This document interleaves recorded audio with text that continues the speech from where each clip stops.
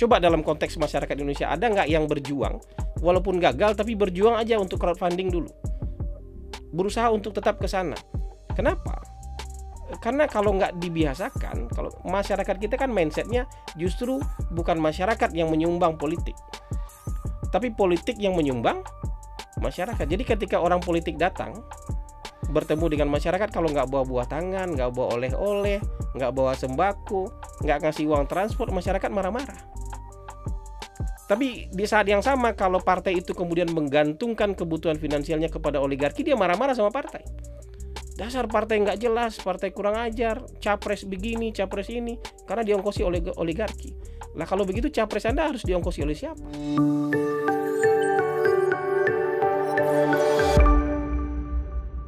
Assalamualaikum warahmatullahi wabarakatuh.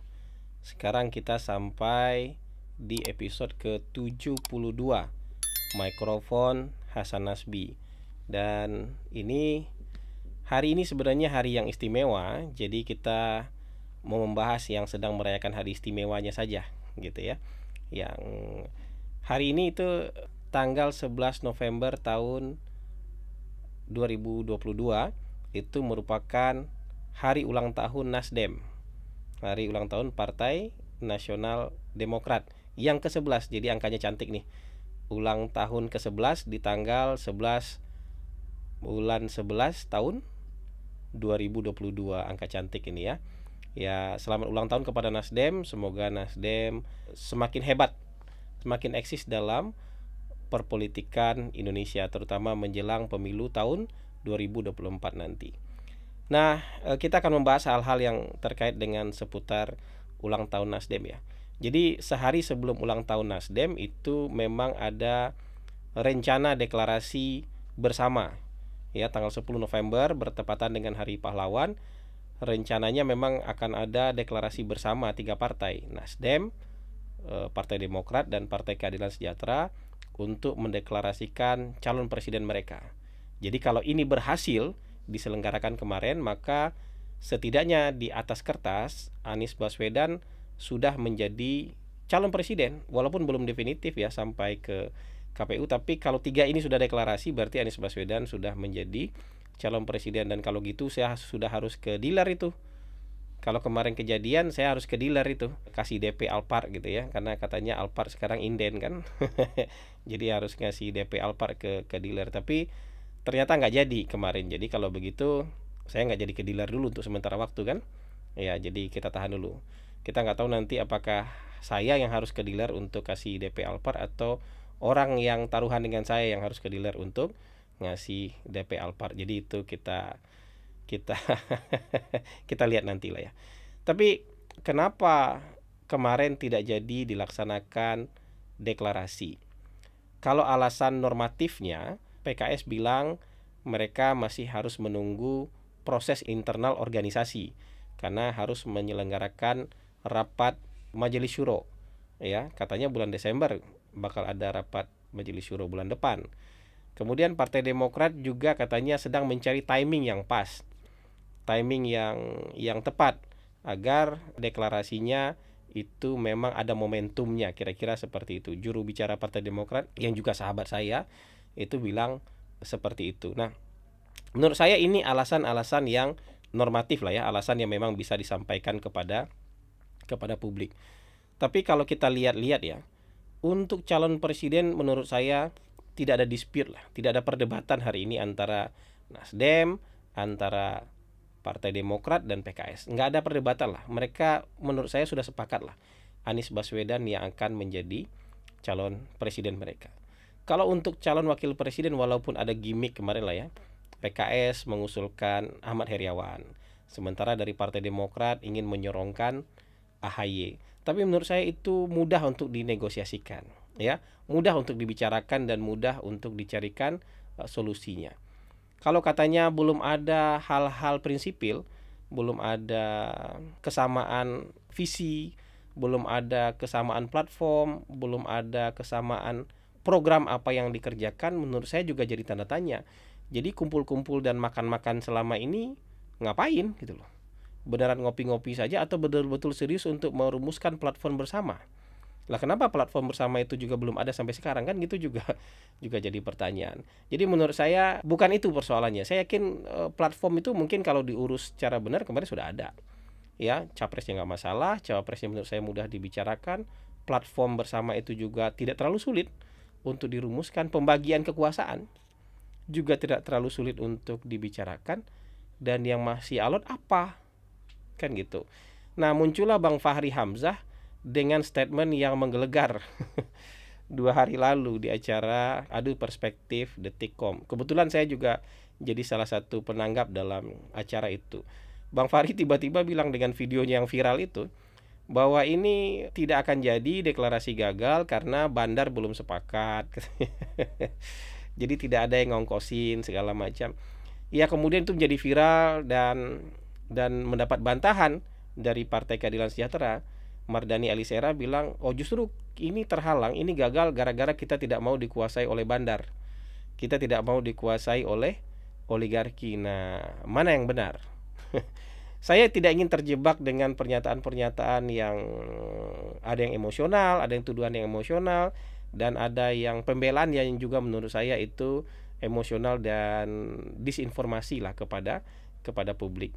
Saya dari awal ketika beberapa minggu lalu saya bilang ada persoalan ketika misalnya yang lain-lain itu gampang dibicarakan dan ada satu hal yang tidak menyebabkan titik temu, itu biasanya karena memang ada sesuatu yang menjadi realitas politik dan belum tahu jalan keluarnya.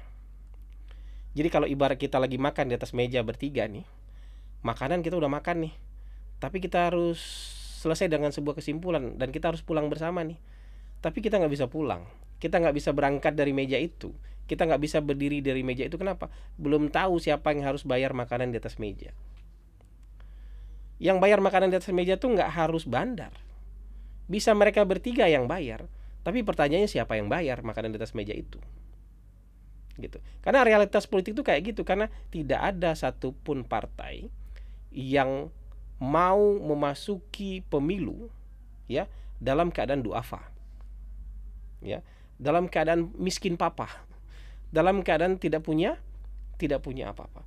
Nah, dalam koalisi ini saya nggak mau nyebut nama partainya. Kalau dalam koalisi menurut saya ada 2 partai, yang 3 partai ini dalam calon koalisi inilah ada 2 partai yang punya kemampuan ekonomi yang cukup mapan, yang mungkin juga bisa berlebih.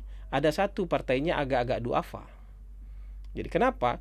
Karena yang satu partai pernah berkuasa cukup lama, 10 tahun. Menurut saya partainya nggak mungkin partai duafa hari ini. Ya, ada satu partai 10 tahun dalam kekuasaan, hampir 10 tahun lah dalam kekuasaan, dan nggak mungkin juga itu jadi partai duafa. Dan satu partai memang 10 tahun di luar kekuasaan dan nggak pernah betul-betul berkuasa, ya jadi pendompleng kekuasaan aja lah waktu itu. Tapi menurut saya keadaan mereka duafa, apalagi mereka terpecah, ada yang mendirikan partai baru, ya jadi menurut saya ini keadaannya duafa ini. Nah, kalau dalam kondisi seperti ini nggak bisa loh membangun koalisi dalam keadaan ada satu yang berkemampuan, satu berkelebihan, satu berkecukupan, tapi yang lainnya duafa, nggak bisa gitu. Karena kita akan bertempur dengan biaya yang kira-kira sama. Kita akan memasuki sebuah peperangan pertempuran dengan ongkos yang kira-kira hampir sama besarnya. Gitu. Partai A dan partai B itu hampir sama aja besar ongkosnya itu nanti. Gitu. Nah, satunya duafa, satunya berkecukupan. Gimana kita cara membangun koalisinya? Kan sebenarnya nggak perlu dengan kata-kata bandar sebenarnya. Kalau saya sih nggak sampai menuduh ada bandar ini dan itu. Walaupun itu mungkin saja ada. Tapi menurut saya yang berkelebihan, yang berkecukupan kan harus membantu teman yang duafa. Kalau memang berniat betul-betul bikin koalisi. Tapi yang berkecukupan ini, yang berkemampuan ini juga harus ngitung-ngitung kan biasanya. Ya kalau saya harus kasih kamu kasih lewat calon saya dong. Jadi kayaknya menurut saya ini soal membangun sebuah status yang sekufu, yang setara. Kalau nikah itu kan disarankan sekufu. Nah, ini pernikahan koalisi ini ada yang satu yang nggak sekufu, yang nggak setara. Nah, kalau begitu yang berkecukupan sebenarnya harus berbagi kepada yang kurang berkecukupan. Jadi menurut saya alotnya itu di sana. Tidak ada yang mau buka dompet, tidak ada yang mau buka kantongnya untuk bayar makanan di atas meja. Menurut saya logikanya bukan duafa yang bayar makanan di atas meja, tapi yang berkecukupan, yang punya kelebihan itu yang bayar makanan di atas meja, biar kita bisa berdiri, biar kita bisa pulang dengan sebuah dengan sebuah kesimpulan. Jadi karena kayak gitu. Nah, kalau persoalan bandar-bandaran ini menurut saya partai-partai ini nggak mungkin lepas dari oligarki, terutama partai yang punya cukup banyak kursi lah. Nggak mungkin mau memasuki pemilu tanpa keterlibatan oligarki, karena kan kita mikirnya pendek aja. Ini pemilu di depan mata, kebutuhan realistis yang segini, dan itu besar. Saya pernah cerita kan, ada 810.000 TPS di Indonesia. Kalau satu TPS 1 juta aja biayanya, maka kita butuh 810 miliar. Apakah 810 miliar itu bisa dikumpulkan dari kecerekan jamaah? Menurut saya nggak bisa. Apakah bisa dengan sumbangan-sumbangan masyarakat kecil? Bisa, tapi jalannya mungkin nggak kepikiran, dan itu mungkin sebuah usaha yang sangat sulit. Yang paling gampang adalah apa? Nodong para oligarki. Jadi menurut saya kata-kata Bang Fahri kemarin itu juga seolah-olah memberikan kesan jelek terhadap orang yang memiliki uang banyak. Jadi dibilang bandar. Mungkin karena Partai Gelora belum punya bandar kali ya. Jadi dibilang karena bandar belum sepakat, jadi kesannya jelek.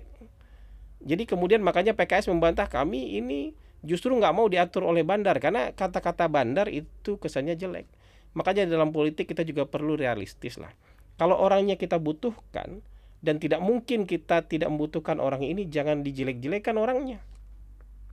Ya mungkin kata-kata bandar bisa diganti jadi kata-kata dermawan. Jadi misalnya Mardhani Alisera bisa bilang, ya kita belum bisa menjalin koalisi karena belum ada dermawan.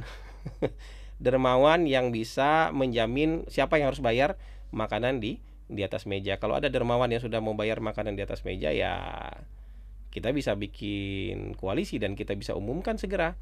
Ya, kita bisa umumkan segera pencapresan. Nah, pencapresan Bapak yang ini. Nah, gitu. Jadi jadi kasihan ya, orang-orang ini dituding bandar lah, dituding cukong lah, dituding oligarki lah, tapi ujung-ujungnya uangnya diminta juga. Nah, supaya partai, apalagi partai yang mengatasnamakan umat, itu tidak merasa bersalah, maka sebaiknya kata-kata bandar, cukong, oligarki itu diganti dengan kata-kata dermawan. Ya, jadi kalau kita ganti dengan kata-kata dermawan, itu setidaknya perasaan bersalah itu tidak terjadi. Jadi kalau ada yang ngotot mengatakan kita justru nggak mau diatur sama bandar, kita justru nggak mau dikuasai oleh bandar, kita nggak mau diongkosin oleh bandar, itu dalam politik masa lalu bolehlah heroik seperti itu. Tapi kalau hari ini buat saya, ini aja deh, taruh kitab suci yang dia percaya, suruh sumpah di atas kepalanya. Benar nggak dia bisa ngomong seperti itu? Berani nggak dia ngomong kayak gitu? Atau berani mubahalah nggak? Kalau benar partai saya, jadi saya bersumpah partai saya tidak ada diatur oleh bandar, nggak ada disumbang oleh bandar. Jadi kalau sampai ada bandar atau cukong yang menyumbang atau membantu partai saya, maka saya akan kami semua pengurus partai akan mengalami disfungsi ereksi, misalnya kayak gitu. Jadi coba aja tantang kayak gitu. Jadi menurut saya jangan bohong-bohongi masyarakat lah. Makin lama kan masyarakat makin pintar dan makin realistis dan nggak akan nuding macam-macam juga.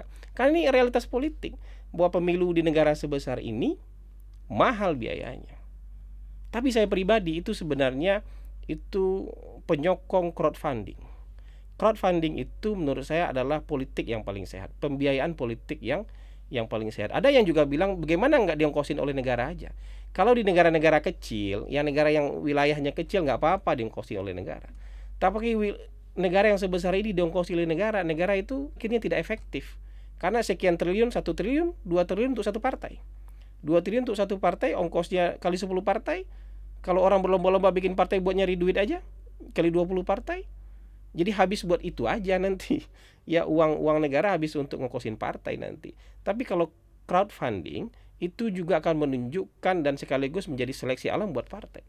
Partai yang sanggup memobilisasi crowdfunding untuk membiayai organisasinya, dia akan jadi partai yang jauh lebih tahan lama. Dan kalau bisa seperti itu, atau capres yang bisa seperti itu, dia akan terlepas dari tudingan cukong, bandar, oligarki dan segala macam. Tapi memang usaha ke sana itu tentu berat. Tapi bukan tidak mungkin. Contohnya waktu Hillary Clinton pre-eliminary, waktu masa penyisihan lah di dalam Partai Demokrat dengan Bernie Sanders, itu kan juga mengumpulkan funding. Bernie Sanders ini karena kiri sekali, nggak mau terima sumbangan dari oligarki manapun. Dia tutup pintu. Jadi batasan sumbangannya dia dia tetapkan. Ya $3, $5, $10, $20, oke. Tapi jumlah yang dikumpulkan oleh Bernie Sanders yang mengumpulkan crowdfunding dari masyarakat kecil itu hampir sama jumlahnya. Ya bedanya beda sedikit aja dengan jumlah yang dikumpulkan oleh Hillary Clinton yang mengumpulkan dana dari PAC, People Action Committee. Itu isinya para oligarki lah. Oligarki naruh duitnya di PAC, di People Action Committee. Jadi jumlah uangnya bisa sama tuh antara crowdfunding dengan jumlah sumbangan para oligark. Jadi bukan tidak mungkin, tapi perlu kerja keras, perlu konsistensi, perlu disiplin, perlu macam-macam supaya kita bisa sampai ke sana. Begitu juga perlu perubahan mindset masyarakat. Coba dalam konteks masyarakat Indonesia, ada nggak yang berjuang walaupun gagal tapi berjuang aja untuk crowdfunding dulu, berusaha untuk tetap ke sana? Kenapa? Karena kalau nggak dibiasakan, kalau masyarakat kita kan mindsetnya justru bukan masyarakat yang menyumbang politik, tapi politik yang menyumbang masyarakat. Jadi ketika orang politik datang bertemu dengan masyarakat, kalau nggak bawa buah tangan, nggak bawa oleh-oleh, nggak bawa sembako, nggak ngasih uang transport, masyarakat marah-marah. Tapi di saat yang sama, kalau partai itu kemudian menggantungkan kebutuhan finansialnya kepada oligarki, dia marah-marah sama partai. Dasar partai nggak jelas, partai kurang ajar, capres begini, capres ini, karena diongkosi oleh oligarki. Lah kalau begitu capres Anda harus diongkosi oleh siapa? Kan uang itu datang dengan sebab dan akibat. Gak mungkin tiba-tiba turun dari langit Anda berdoa, ya Tuhan ada uanglah untuk partai saya karena partai ini mau membela ajaranmu, akan berjuang di jalanmu. Gak akan turun dari langit ya, sebab akibatnya kan harus ada. Jadi kalau dengan demikian maka memang politik harus jadi realistis. Tapi ada contohnya. Kalau mau berjuang, kalau mau mengerjakan sesuatu yang berat, tapi di akhir-akhir nanti, di ujung-ujung nanti akan membuat partai lebih stabil, ya cobalah crowdfunding. Semua partai coba crowdfunding, berapapun hasilnya coba aja. Nah begitu terus-menerus sampai crowdfundingnya membesar, maka sedikit demi sedikit ketergantungan partai, ketergantungan capres, ketergantungan politik dari oligarki itu berkurang. Walaupun ada catatan, di Indonesia ada catatan. Kalau ini emang agak berat masalahnya. Tidak ada partai politik di Indonesia yang jadi peserta pemilu yang kalau nggak dimiliki oleh oligark.